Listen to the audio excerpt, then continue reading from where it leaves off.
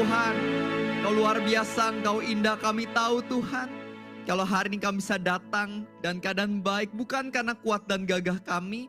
Tapi kami tahu itu semua karena kasih-Mu, anugerah-Mu yang sempurna. Dan Tuhan, hari ini kami rindu untuk mengenal Tuhan lebih lagi.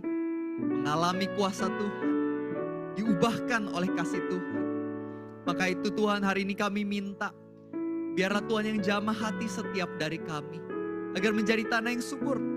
Agar setiap benih firman-Mu sungguh-sungguh berakar, bertumbuh dan berbuah. Pakailah hamba-Mu agar apa yang keluar dari mulut, hati, pikirannya berasalkan daripada Tuhan. Dan menjadi blessing bagi setiap dari kami. Dan kami adalah anak-anak Tuhan. Dan kami siap untuk mendengarkan-Mu di dalam nama Tuhan Yesus. Semua yang percaya mari kita sama-sama katakan amin. Tepuk tangan yuk buat Tuhan kita yang luar biasa. Sebelum duduk Bapak Ibu Saudara, sebelum duduk kita tos kiri kanan, kita bilang aku bersyukur kamu wangi hari ini. Kalau udah baru boleh silakan duduk ya. Meskipun gak wangi-wangi amat, kita ucapkan iman saja ya. Shalom semuanya. Coba 5 kali lipat lebih semangat lagi. Shalom semuanya. Wow, senang sekali hari ini bisa bergabung kembali dan GBI WTC Mangga 2. Saya lihat semuanya udah datang dalam keadaan ganteng, cantik. Coba lihat kiri kanannya, ganteng cantik hari ini. Ganteng cantik juga ya, kiri kanannya, puji Tuhan. Nah, jadi ini adalah kedua kali ya saya datang ke gereja Bapak Ibu Saudara. Jadi kalau mungkin baru pertama kali ketemu, salam kenal, nama saya Revi dari gereja lokal GBI Gilgal di bawah leadership dari Pastor Juan Mogi. Saya dari bagian teaching atau pengajaran. Dan I'm so excited, semangat sekali karena saya percaya firman Tuhan yang udah mengubah saya pasti juga akan berkati setiap dari kita, amin. Dan seingat saya gereja ini tuh gereja yang sangat semangat, seingat saya. Maka itu kita tes dulu yuk semangatnya sebelum kita dengar firman. Kita respon ya Bapak Ibu Saudara, kita respon. Ada amin? Ada haleluya? Ada tepuk tangannya? Wah benar nih, gak salah. Ini gereja yang penuh semangat itu ya. Nah jadi hari ini Bapak Ibu Saudara, kita akan membahas firman Tuhan. Saya kasih judul The Gifts of the Holy Spirit. Atau pemberian Roh Kudus. Nah Bapak Ibu Saudara, saya mau mulai dengan sedikit perumpamaan. Di sini kalau misalnya kita nyetir motor atau nyetir mobil. Tapi motor dan mobil kita gak ada bensin atau gak ada listrik. Jalan gak mobil atau motornya? Tapi kita jago banget loh nyetirnya. Kita bisa ngepot, bisa ngedrift misalnya. Tapi gak ada bensin, gak ada listrik. Bisa jalan gak? Tetap gak bisa ya.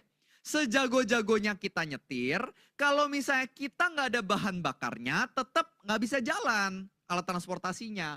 Nah sama dengan kita orang-orang Kristen. Kalau kita hidup, jalanin hidup sendirian tanpa yang namanya Roh Kudus, percayalah kita gak mungkin bisa maksimal. Satu-satunya cara kita bisa maksimal kalau kita punya bahan bakar yang benar, yaitu pribadi Roh Kudus. Makanya kalau kita baca Alkitab, Tuhan itu berkali-kali membahas tentang pentingnya Roh Kudus di dalam hidup kita. Makanya hari ini kita mau belajar sama-sama.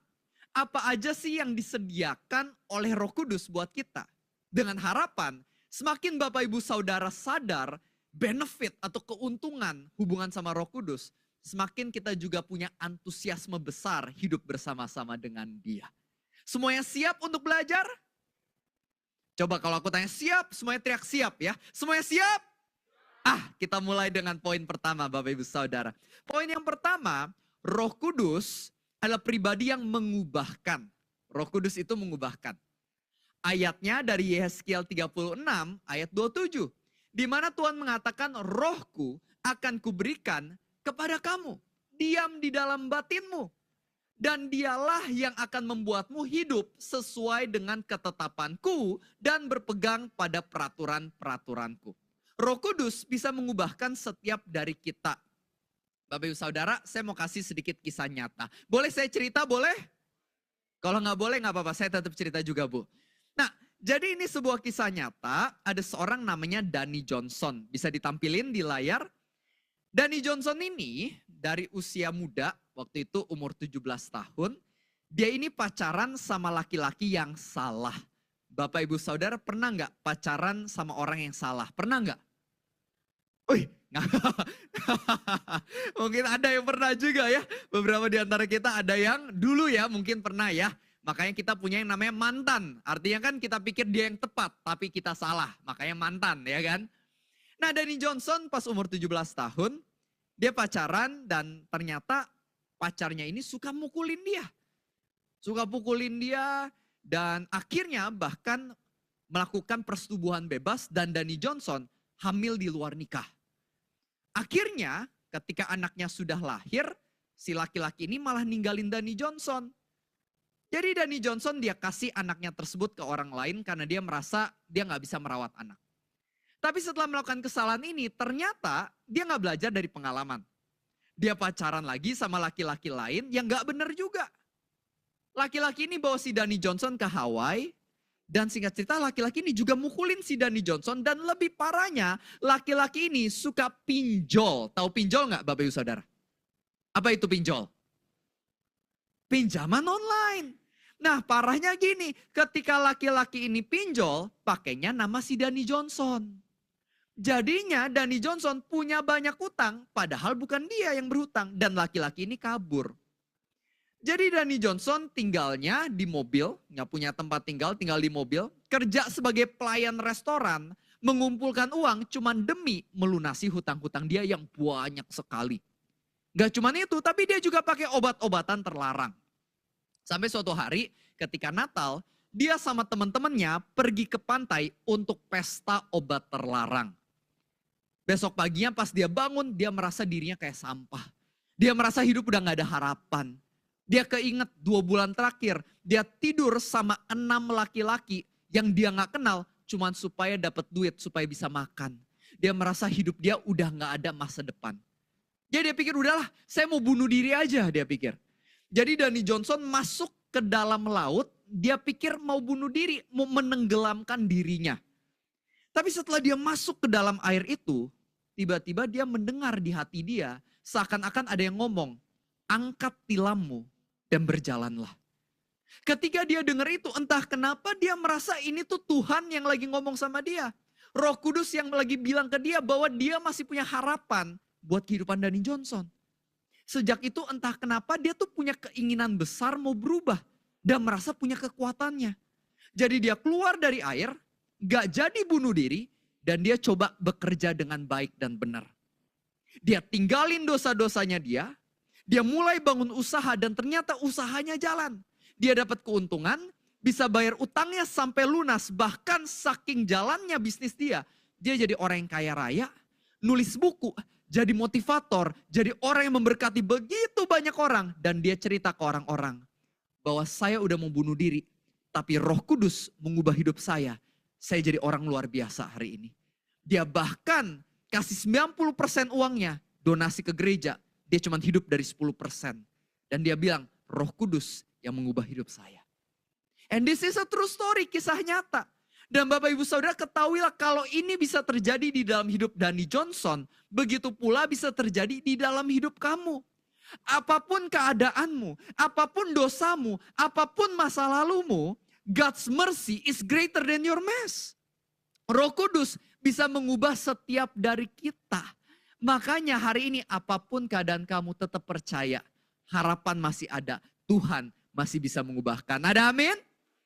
Kita angkat tangan kanan yuk. Angkat tangan kanan. Semua angkat tangan kanan. Tepuk pundak teman sebelah kanan. Bilang bro. Roh Kudus masih bisa ubah lu bro. Oke, itu poin yang pertama. Roh Kudus mengubahkan. Poin yang kedua yang bisa kita pelajari Bapak Ibu Saudara. Yaitu Roh Kudus menghibur. Coba semua katakan menghibur. Pada Yohanes 14 ayat 26 dikatakan bahwa sang penghibur yaitu Roh Kudus yang diutus oleh Bapa dalam namaku. Dialah yang akan mengajarkan segala sesuatu kepadamu dan juga mengingatkan semua pengajaranku atau perkataanku kepada kamu.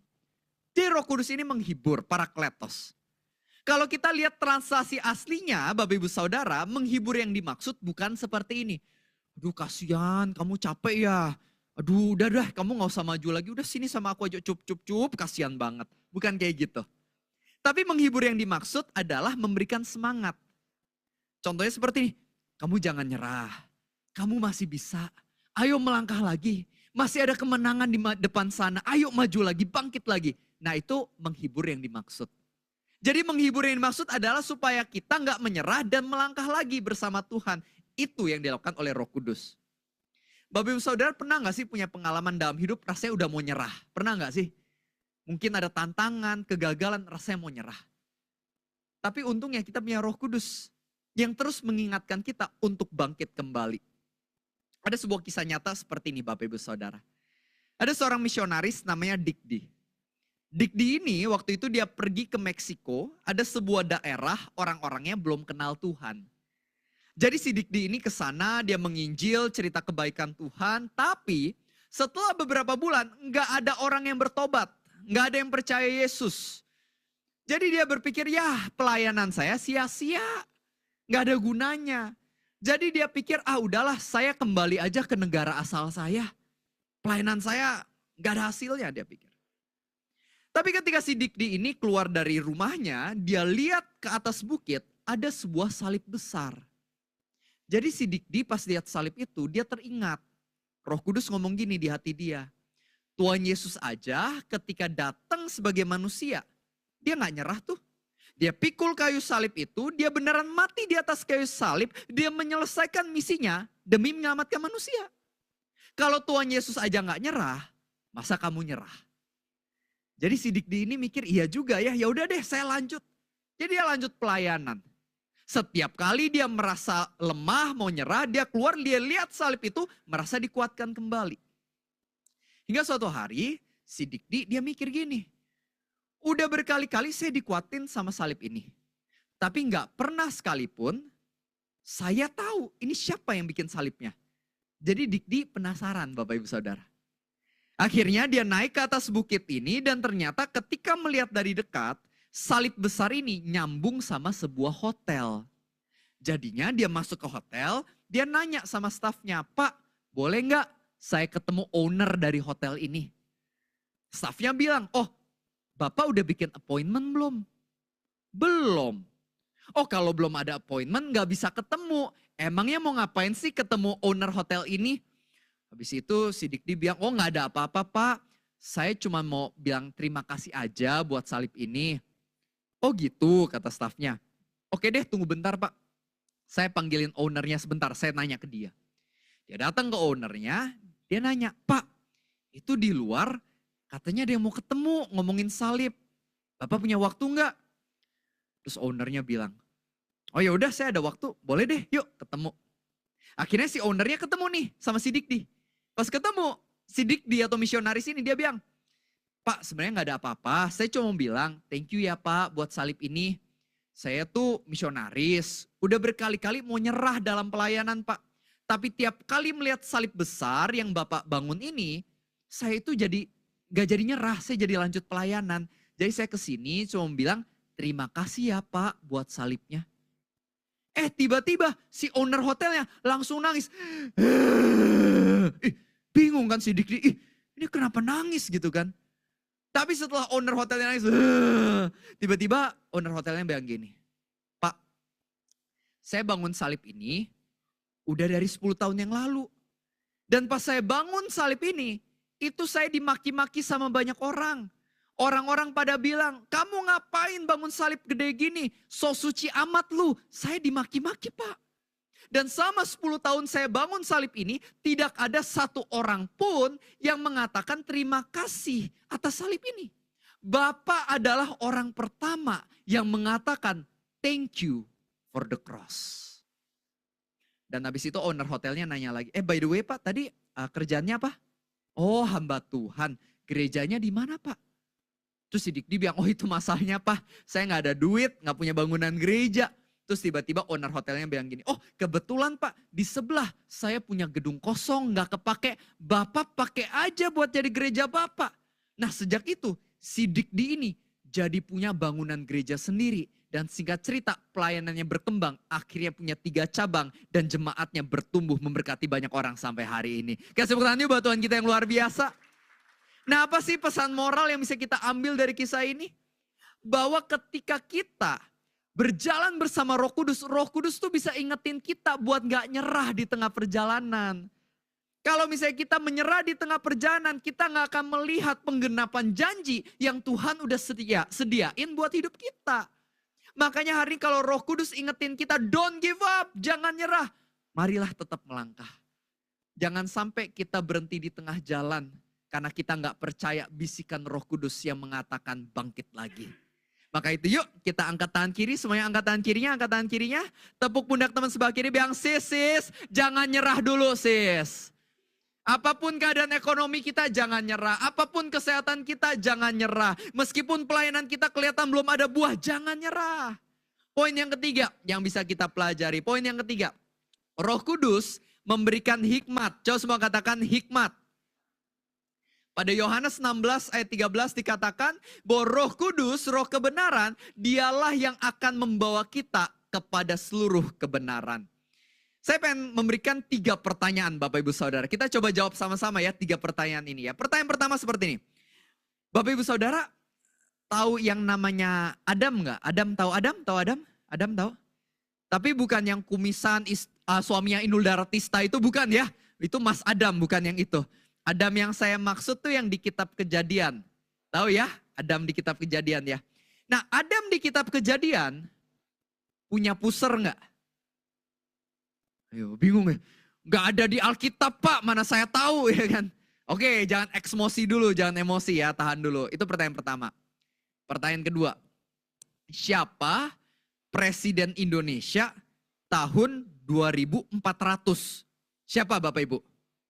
Presiden Indonesia 2400. Mana saya tahu Pak?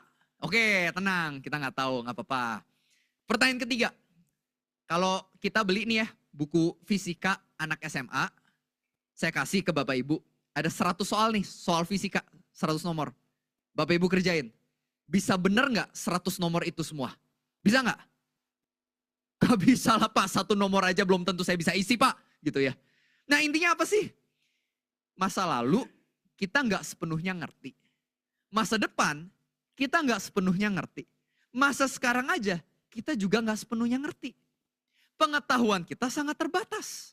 Makanya sangat penting buat kita ngandalin hikmat dari Tuhan. Nggak bisa andalin pengertian kita sendiri. Makanya Amsal 3 ayat 5 dikatakan percayalah kepada Tuhan dengan segenap hatimu. Jangan andalkan pengertianmu sendiri. Pengertian kita sangat terbatas. We need the wisdom of God. Saya kasih contoh cerita Alkitab. Di Alkitab waktu itu ada orang namanya Salomo. Coba semua katakan Salomo. Waktu itu Tuhan nanya ke Salomo. Momo, nama panggilannya ya Momo. Momo, aku mau kasih kamu kado nih. Momo maunya apa?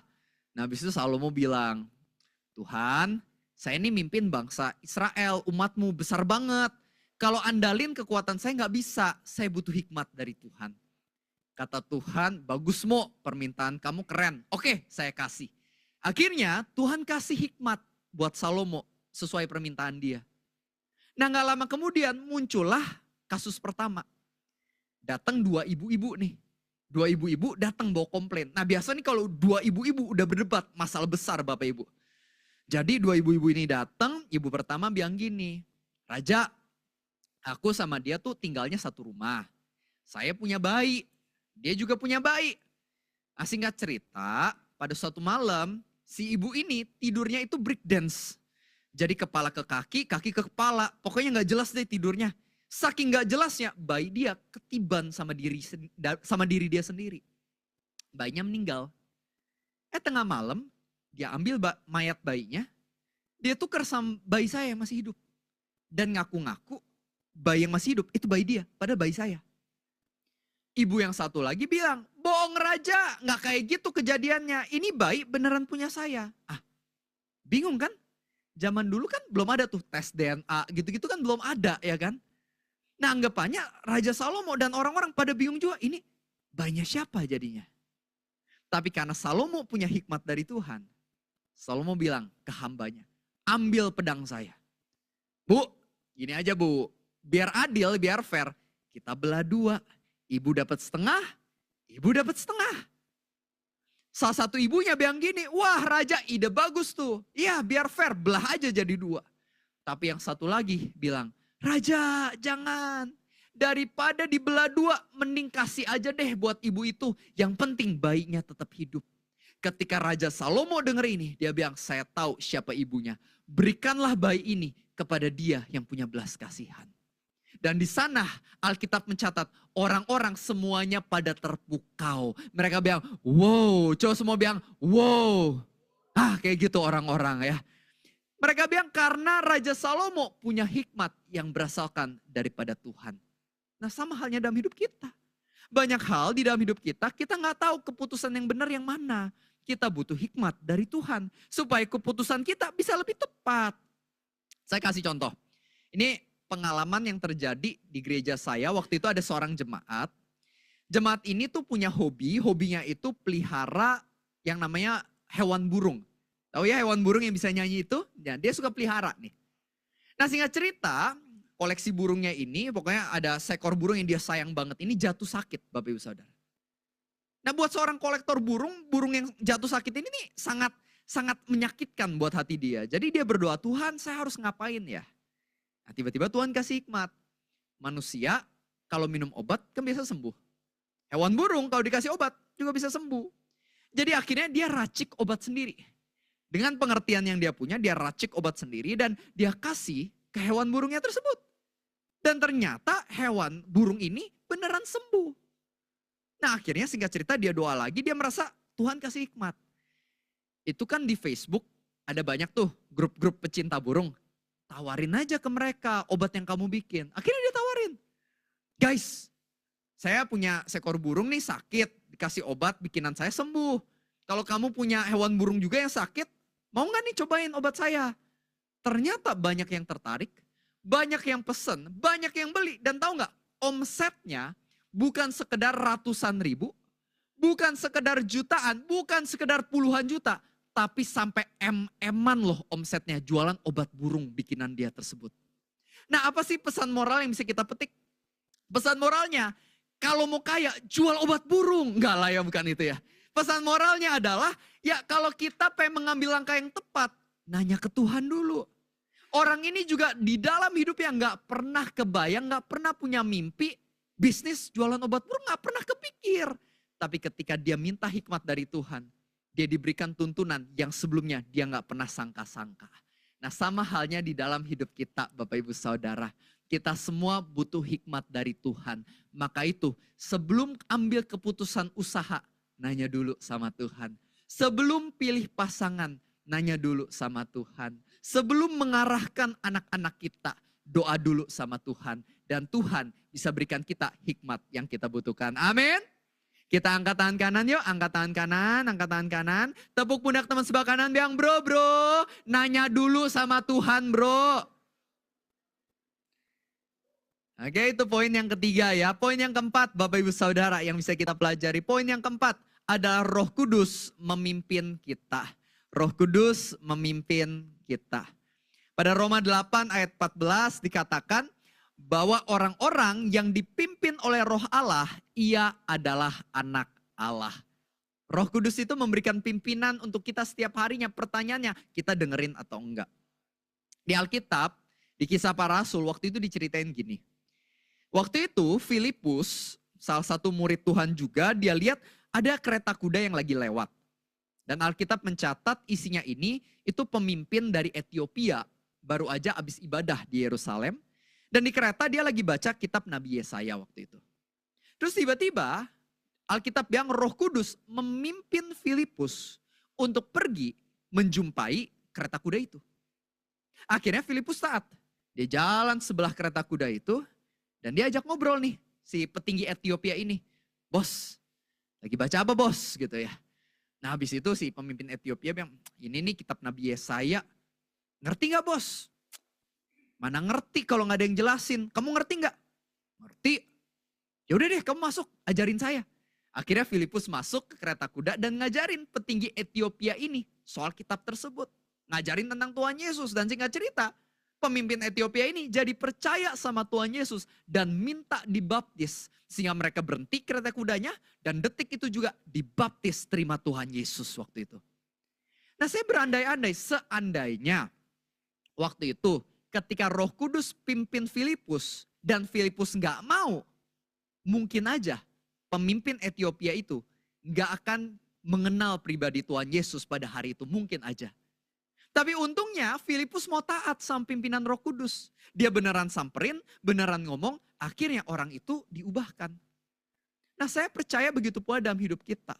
Roh Kudus seringkali memimpin kita untuk melakukan sesuatu. Mungkin mengatakan sesuatu kepada teman kita, keluarga kita. Pertanyaannya sama ini, kita mau ikutin atau kita tolak pimpinan Roh Kudus itu. Contoh, beberapa waktu yang lalu pernah Bapak Ibu Saudara, saya itu tergerak di hati saya untuk menghubungi adalah teman saya namanya Reynaldo, namanya Ray. Karena muncul di hati saya udah terbiasa, pokoknya kalau ada nama atau muka teman saya dimunculin Roh Kudus di pikiran saya biasa pasti kontak mereka. Jadi ya udah saya langsung chat aja si Reynaldo, saya bilang, "Bro, apa kabar?" gitu kan. Nah, singkat cerita dia bales dan akhirnya dia ngajak ketemu. Ya udah, kita ketemu makan siang bareng. Dan ketika makan siang dia bilang kayak gini, "Bro, sebenarnya ya," waktu itu dia bilang. Waktu itu tuh saya tuh punya kerinduan, pengen punya komunitas rohani, udah lama gak punya, dia bilang gitu. Terus muncul di hati dia, di hati saya dia bilang, muncul nama kamu, saya merasa harus kontak kamu. Tapi saya pikir aneh banget, udah lama gak ngobrol tiba-tiba kontak gitu kan, nanya komunitas rohani. Jadi ya udah saya abaikan aja. Kebesokannya dia bilang, dia pagi-pagi anterin istrinya mau olahraga, pilates. Bapak Ibu Saudara ada yang pilates gak di sini? Ada yang pilates? Gak ada yang pilates, pada suka olahraga gak sih di sini? Sukanya makan ya Bapak Ibu ya. Nah singkat cerita, dia habis anterin istrinya pilates, dia ngopi katanya. Pas ngopi, dia buka Instagram, ada saya lagi live Instagram. Biasa dia gak pernah ikut katanya. Tapi entah kenapa dia coba deh ikut.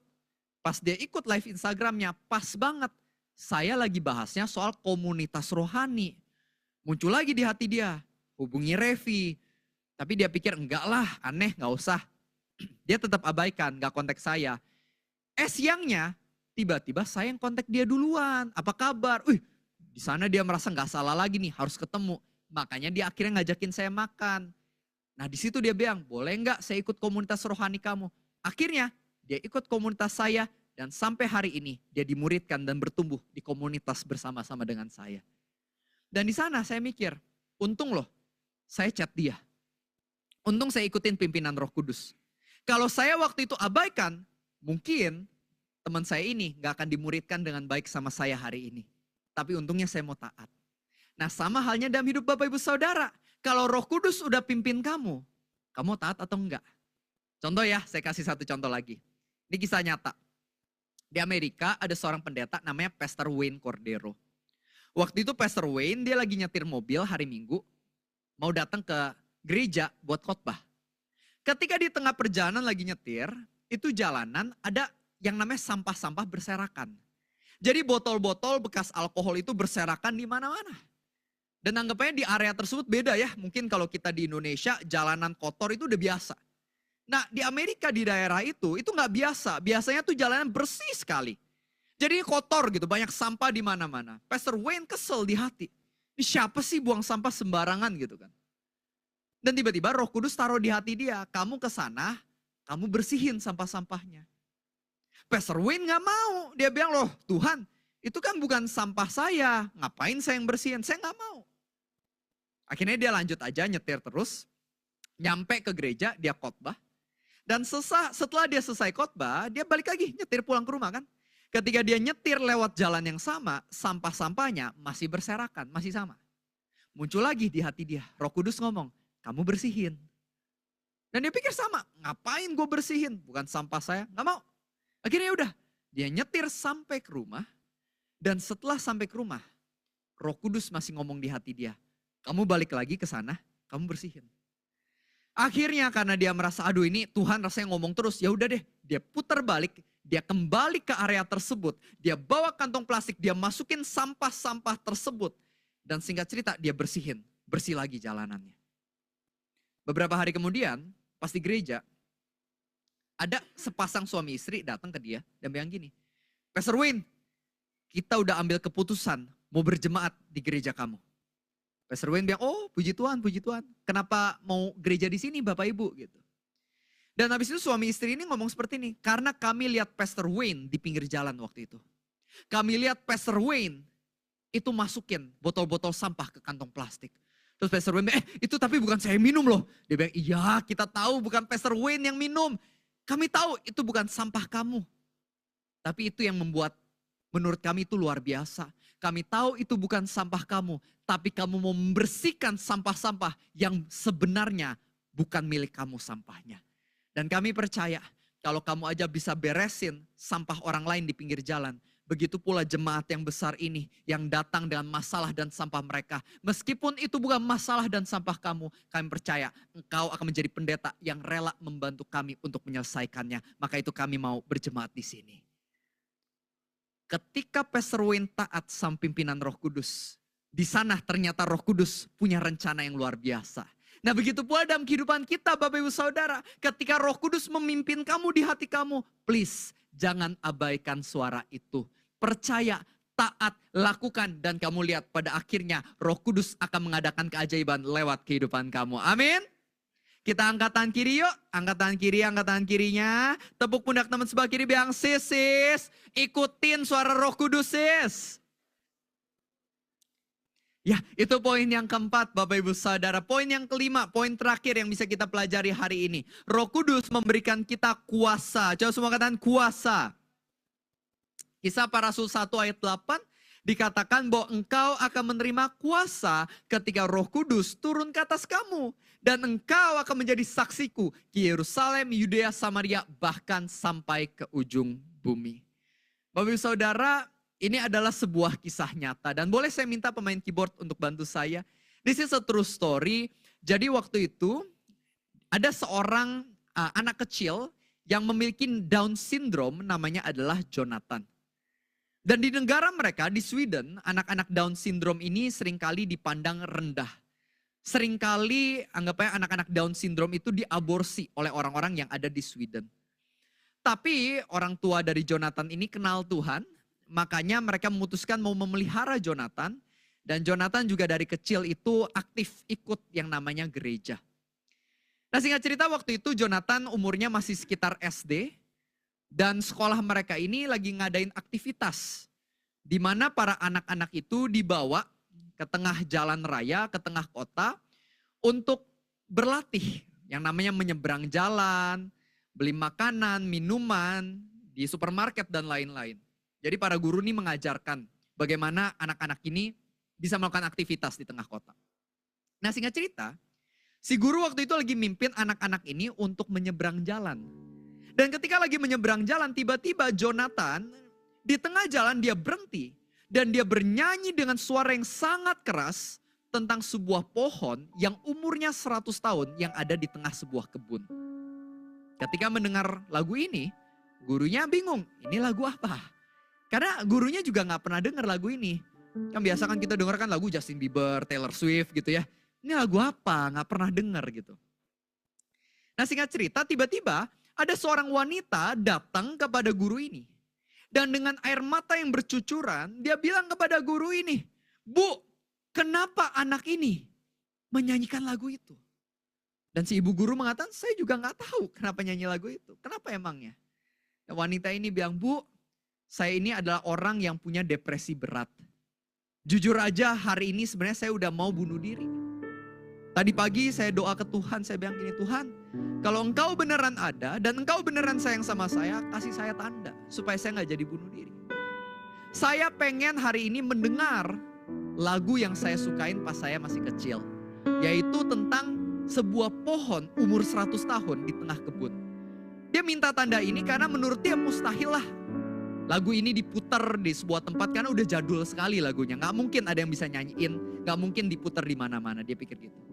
Tapi ternyata ketika dia keluar rumah, dia ketemu sama Jonathan yang menyanyikan lagu ini dengan sangat kencang. Dan di sana dia bilang, di situ saya tahu Tuhan beneran sayang sama saya dan dia gak pengen saya bunuh diri. Nah Bapak Ibu Saudara, singkat cerita setelah itu si gurunya ini nanya kepada Jonathan, Jonathan, Kamu bisa nggak menyanyikan lagu itu lagi? Yang pohon umur 100 tahun di tengah kebun itu. Dan Jonathan bilang, nggak bisa. Saya nggak tahu lagunya. Dan di sana si bu guru ini tahu bagaimana ini adalah karya Roh Kudus lewat kehidupan dari si Jonathan. Nah begitu pula di dalam kehidupan kita Bapak Ibu Saudara.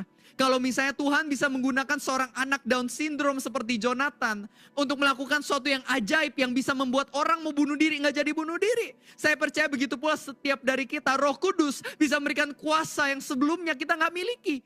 Sehingga orang-orang di sekitar kita bisa diberkati, diubahkan dan diselamatkan. Maka itu hari ini Bapak Ibu Saudara, hiduplah bersama Roh Kudus. Ada sebuah kuasa besar yang sebenarnya Tuhan sediakan buat setiap dari kita. Amin. Untuk terakhir kalinya kita angkat tangan kiri yuk. Angkat tangan kirinya. Tepuk pundak teman sebelah kiri kita bilang, sis, ada kuasa Roh Kudus buat hidup lu sis. Boleh dibantu. Saya tutup dengan satu cerita terakhir Bapak Ibu Saudara. Hari ini kita udah belajar ya. Bagaimana Roh Kudus adalah pribadi yang menyediakan perubahan buat hidup kita, penghiburan buat hidup kita, kuasa, hikmat, dan juga pimpinan. Saya tutup dengan satu cerita terakhir ini. Waktu itu ada seorang bernama Joakim. Dia lagi jalan di tengah kota dan waktu itu ada beberapa orang yang kelihatannya lagi rekaman. Ada yang bawa mikrofon, ada yang bawa kamera. Dan mereka datang kepada Joakim, mereka bilang, Pak, boleh gak kita interview sebentar Pak? Kita dari Norton Antivirus, nanti kita mau nanya beberapa pertanyaan, kita mau post di televisi, boleh gak Pak? Oh boleh, kata si Joakim. Begini udah di interview, ditanya beberapa pertanyaan. Dan di tengah pertanyaan itu tiba-tiba orangnya ngomong gini, Pak, Bapak mau gak? Bapak lempar HP Bapak ke sungai, nanti kami kasih 2.500 euro. Kalau ditotal-totalin, itu sekitar ya 50 juta lah kurang lebih gitu kan ya. Jadi anggapannya si Joakim ngitung-ngitung. HP dia sama 2.500 euro. 2.500 euro jauh lebih besar daripada harga HP dia. Jadi dia nanya lagi, ini seriusan nih dikasih 2.500 euro nih gitu. Nah orang ini benar. Dia kasih tunjuk uangnya. Nih 2.500 euro. Kalau Bapak lempar HP Bapak, kami kasih 2.500 euro. Akhirnya si Joakim bilang, oke, boleh.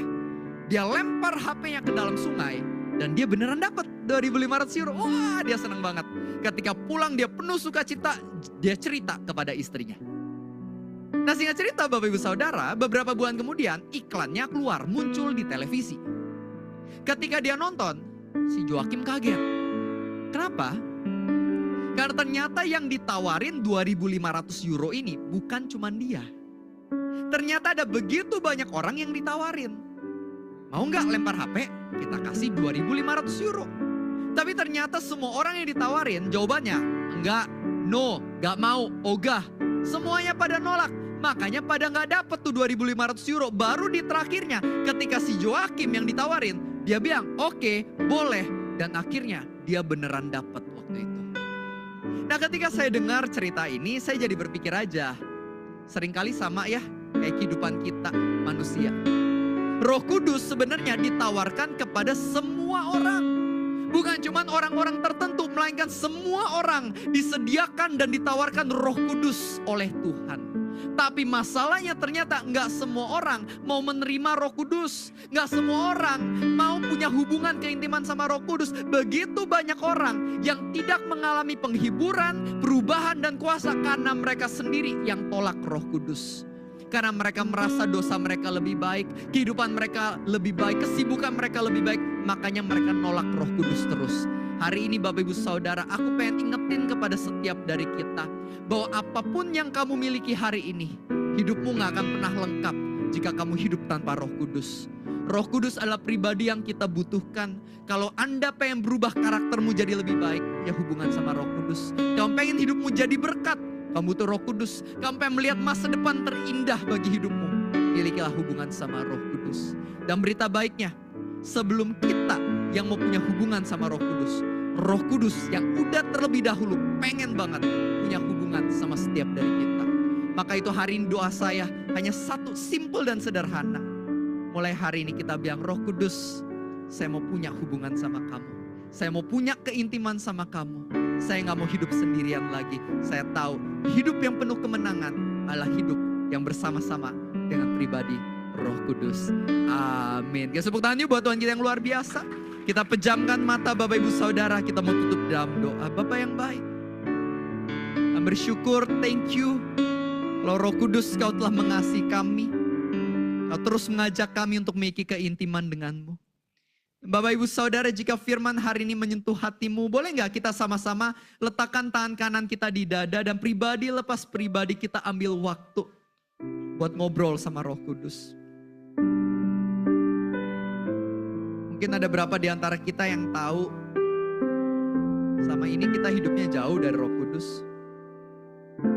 Kita nggak peduli sama Roh Kudus, kita hidup dalam dosa. Kita bisa bilang, Roh Kudus, aku mau sungguh-sungguh punya hubungan sama kamu hari ini. Mungkin ada berapa di antara kita yang punya masalah di pekerjaan kita, keuangan, kesehatan. Kita nggak tahu kita harus ngapain lagi. Tapi Roh Kudus beneran kasih hikmat buat kita. Maka itu dengan kerendahan hati kita bisa bilang, Roh Kudus tolong beri aku pengertian. Roh Kudus aku akuin aku udah gak tahu harus ngapain. Tapi aku percaya Engkau selalu punya jalan. Minta hikmat itu ke Roh Kudus. Atau mungkin ada berapa di antara kita yang hari ini, kita hari ini punya teman-teman atau keluarga kita yang belum kenal Tuhan. Nah kita rindu untuk mereka juga diselamatkan. Kita bisa bilang, Roh Kudus tolong pakai aku tuh. Pakai aku untuk menyelamatkan mereka. Berikan kuasa yang diperlukan. Sehingga ketika aku berbicara, bertindak di hadapan mereka, mereka bisa mengenal kasih Tuhan lewat hidup. Saya mau berdoa buat Bapak Ibu Saudara yang mau doakan bisa angkat tangan-tangannya. Tuhan Kau melihat setiap tangan dari anak-anak-Mu yang terangkat. Mereka yang rindu untuk mengalami Roh Kudus, dituntun Roh Kudus, diurapi Roh Kudus. Roh Kudus biarlah Engkau yang tuntun hidup mereka senantiasa. Biarlah Engkau yang jadikan mereka garam dan terang. Engkau yang perlengkapi mereka. Sehingga mereka menjadi perpanjangan kaki dan tangan Tuhan di atas bumi ini. Tuhan kami semua lemah tapi Engkau yang berikan kami kekuatan. Kami semua bodoh tapi Engkau yang berikan kepintaran. Roh Kudus biarlah Engkau yang tuntun setiap langkah kami. Agar setiap dari kami tidak ada yang tersesat. Melainkan setiap langkah kami bisa tepat, the best dan terbaik dari Tuhan. Kau yang jamah keluarga kami, Kau yang jamah tubuh kami, Kau yang pakai setiap pelayanan kami, sehingga banyak orang dimenangkan masuk surga lewat hidup kami. Kau sangat luar biasa, Engkau sangat indah. Kami bersyukur memiliki Tuhan yang ajaib seperti Engkau. Dan hari ini kami declare lagi sama-sama bahwa Jesus Christ, You are always more than enough. Di dalam nama Tuhan Yesus, semua yang percaya, mari kita sama-sama katakan amin. Kita tepuk tangan yuk buat Tuhan kita yang luar biasa. Tuhan Yesus memberkati. Sebelum saya turun Bapak Ibu Saudara, just sedikit info. I love to write books. Karena pertama kali saya bertobat adalah karena buku Crazy Love oleh Pendeta Francis Chan. Saya baca 3 kali. Saya kirim ke 15 teman saya supaya mereka juga kenal Tuhan. Jadi sampai hari ini saya suka baca buku rohani dan juga nulis buku rohani. Ini salah satu buku saya yang banyak orang paling suka, Jujur sama Tuhan. Yang ngajarin kita keintiman sama Tuhan dimulai dengan keterbukaan sama Tuhan.